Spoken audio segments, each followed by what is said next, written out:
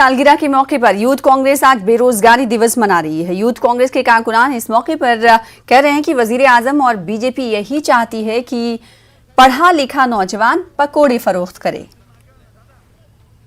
आज प्रधानमंत्री नरेंद्र मोदी जी का जन्मदिन है और आज हम सब युवाएं रोड पर आए हैं क्योंकि उनको यही चाहिए।